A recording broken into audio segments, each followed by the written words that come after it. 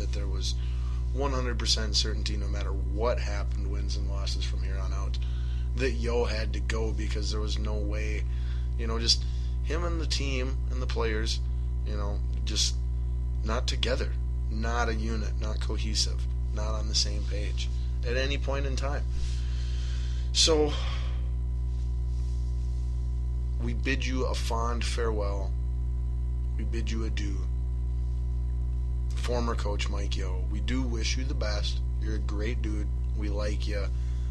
You're just not all that good of a head hockey coach in the National Hockey League. I said it for years. You don't have the leadership skills, not necessarily the coaching knowledge, but you don't have the leadership skills necessary to be the head coach of a championship winning team in any sport, let alone hockey. So yeah, boom, there you go. All right, now the Wild, last tiny bit of Wild news. Their next game after tonight, which by the way, end of second period, they're up 4-2 in Edmonton against the Oilers. Their next game after tonight will be at home in Minnesota, and it is going to be on Sunday against our daddy, the Chicago Blackhawks. Now, what makes this extra special is it is the yearly Celebrate Hockey Outside Week, whatever the heck they call it. I forgot. I heard it like 50 times today, but I forgot. I had I had different things on my mind throughout the day. But anyway, this coming Sunday's game in Minnesota against the Chicago Blackhawks will be outdoors. It's a big to-do. It should be an amazing experience and fun time. Tickets are pretty dang hard to get for it, I want to say. However, I do believe there might still be a few here and there that you can scrounge up, or I know a lot of radios and things of that nature in Minnesota here will be giving some away between now and Sunday as well. So make sure, if you are a hockey fan in Minnesota and you've got this Sunday fairly free and open on your schedule, do everything you can to get to that hockey outdoors game this Sunday in Minnesota between the Wild and our daddies, the Chicago Blackhawks. All right, well, let's take a quick look at the standings, and then that'll close out our hockey talk and our balls on fire, and we'll get to the meat of the show here tonight. Currently, the Wild have 60 points through 57 games out of 82, by the way. They are 25, 22, and 10. We've got a total of 60 points, and that leaves us 2 points out of what is currently the 8th and final wildcard spot in the Western Conference playoffs. That currently belongs to the Nashville Predators, who have 62 points. Just ahead of them with 64 points is the Colorado Avalanche. It'd be really nice if the Wild could, catapult both of those teams, get into that top wild card spot, because it feels like that's about how good they are, and that's where they belong. Then we've got our 3 Pacific teams, the Ducks, who have crawled out of their just horrible slumping hole early on in the first half of the season to now be in the top 3 in the Pacific with 66 points. They're 1 point behind the Sharks with 67, and the Kings are in first place in the Pacific with 69 points. Your top 3 in the Central would be your top 3 in the West.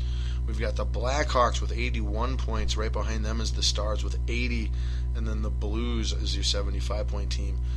Now, I would completely agree with that throughout, up until this point in the hockey season. The Chicago Blackhawks and the Dallas Stars have been by far the 2 best teams in the Western Conference. I don't think anybody could really disagree with that. Now going out east, and here is a huge, huge shocker. The number 1 team in the Atlantic division of the Eastern Conference is the Florida Panthers at 73 points. Nobody saw that coming, I don't think. They are followed by the Bruins at 68 points, the Red Wings at 67 points, and the Lightning finally getting back to being a playoff-level team here this season before it's too late with 66 points. Over in the Metropolitan, you've got your way out in first place Capitals. They have 88 points, a 15-point lead on the number 2 seed in the Eastern Conference. Holy moly. That is 7 points better than the next team in all of hockey. By the way, Caps on fire so far this year. They are followed by the Rangers in second place with 72, the Islanders with 67 points, and then the Penguins round out. You're tied for 7th and 8th with the Lightning at 66 points, and just on the outside looking in would be the New Jersey Devils, 1 point back at 65. All right, so boom, there you go. Like starting off with 30 minutes of hockey talk. Bet you didn't see that coming. You're welcome. All right, so Balls on Fire is officially put out, ladies and gentlemen. He said put out. So now I say it is time for us to get to the meat of the show this week, which is actually going to be mostly Balls Dribble. For those of you who don't listen all the time or just are, not that quick with sarcastic puns. Balls Dribble, of course, would be when we talk basketball. And we're going to talk both pro basketball as well as some college basketball. Now, I'm going to call in Omaha here and start out with some college basketball because we have huge, epically huge breaking news in the college basketball world that I just witnessed moments ago as I'm recording here now. The Minnesota Golden Gophers men's basketball team tonight at home against the 6th ranked in the country Maryland Terps were freaking-torious. That is right. The Minnesota Gophers beat the 6th ranked Maryland Terps tonight by a score of, I believe, 68-63 at the barn. The drought is over. The Gophers finally win a Big Ten game this season. That is right. The Gophers had not won a single game in conference play since that started. And there were only, I want to say there were only like 3 or 4 more games to go here in the Big Ten season, something like that. And we were going for the record. I want to say 16 losses is the most ever, and we had a chance to be 0-17.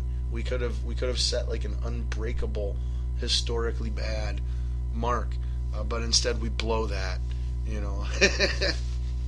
and win a game. Now it was great. It's still a good thing that they won. I'm more happy that they won than that they didn't. You've got an entire athletic program at that university that's just been in disarray for years and years. Just the second that somebody seems to start getting something good going for them, something bad happens to totally derail it. So I was very happy for the players, most importantly, as well as the students and the fans who go there, that they were able to get this win tonight. And then it didn't come against a garbage team, another crappy team where just they outcrapped us, so we ended up winning. We beat the 6th ranked team in the country. We haven't played good enough all year to beat the 6th ranked team in any given conference. And that's, you could even look outside of Division I possibly. That is how bad the Gophers men's basketball team has been this year. But alas, glory days are here. Oh, happy day. We can see the sun. The Gophers win a basketball game. Again, you heard that correctly. The Minnesota Gophers have won a basketball game. So congratulations, everybody at the U. Richie P, you finally got a W. Good for you. And yeah, now we only have to wait another, now we only got to wait till like next November for the next Minnesota Gophers win. So, that's just right around the corner. All right. And to be quite honest with you, that's all the college basketball I really feel like talking about tonight. So we will shift our focus then to the professional side of basketball as we are coming off of the NBA All-Star Weekend, and what an incredible All-Star Weekend it was. And out of the 3 days and nights that comprise the NBA All-Star Weekend, my and possibly your Minnesota Timberwolves owned the first 2 days and nights of the festivities. Now, of course, they had very little involvement and attention on Sunday of the actual All-Star game because we had, in fact, no actual All-Stars on our team this year. But mark my words, this will be the last year for a long time that is the case, because as of next year, Big Cat Karl Anthony Towns will be a perennial All-Star. He will make his first All-Star appearance next year, and it will be the first of 10-plus All-Star appearances for Big Cat. You heard it here first. Set your watches to it. But since Crazy Carl wasn't involved in the All-Star game this Sunday, he did everything he could to own the events that he did participate in on Friday and Saturday. That began on Friday night with the Rising Stars game, an annual game where the NBA likes to feature some of its biggest, brightest up-and-coming first and second-year players or other young players that maybe, have had their careers derailed a little bit by injuries early on or something like that, a la Jabari Parker in this year's game. But that game featured a United States team versus a world team, in large part due to the fact that the All-Star festivities and weekend was held in Toronto, Canada this year, which actually I believe is a very good thing for the T-Wolves, but we'll get to that in a moment. But in the Rising Stars game on Friday night, it featured 3 Minnesota Timberwolves, 2 on the USA team, that being Karl Anthony Towns and Zach LaVine, who I want to say ended up being MVP of that game. And then on the other side, they got to go up against their teammate for most of the year, Canadian basketball superstar Justin Bieber. No, I'm just kidding. Canadian basketball star Drake. That's almost even funnier. Canadian basketball star Andrew Wiggins.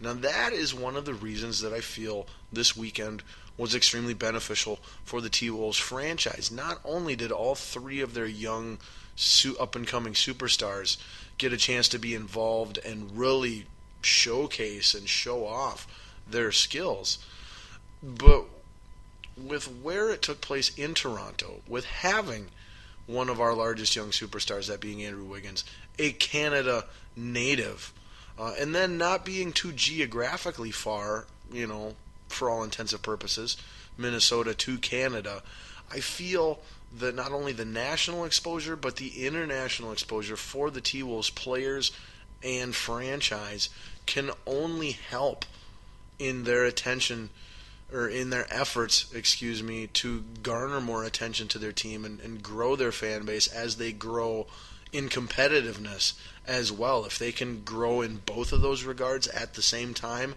and not, have to take one step and then the other and one step and then the other, if they can take both of those steps simultaneously, that would be in the best interest of all basketball fans here in Minnesota, because it could help make this team in this city, in this state, a much more desirable landing spot for free agents in the NBA, which we've had a really hard time signing guys to come play here. It hasn't been that we can't draft good guys, it's that we can't keep them or we can't bring them here from somewhere else. So hopefully some of what happened this last weekend can help that out a little bit. Now, moving from Friday night's events to Saturday, where Saturday was, in my opinion, one of the, if not the best All-Star Saturday in the history of NBA All-Star Weekend. It started out with the Skills Challenge, featuring 8 competitors in a varied skill set, obstacle type of course, where you had to dribble and pass and shoot and, display all a full set, an overall set of basketball skill and expertise. And that featured, I want to say 4 or 5 big men this year, the most it had ever featured. I think it was 4 big men and 4 guards and forwards. And the final 2 that it came down to was Boston Celtics point guard Isaiah Thomas, not the Isaiah Thomas from the Pistons, from years ago, from the Bad Boys, but Isaiah Thomas, current point guard of the Boston Celtics, versus your Timberwolf Rookie of the Year, Karl Anthony Towns. And, of course, Big Cat claimed the trophy. He won the skills competition. Just What is there to not be in love with and super excited about? Carl Anthony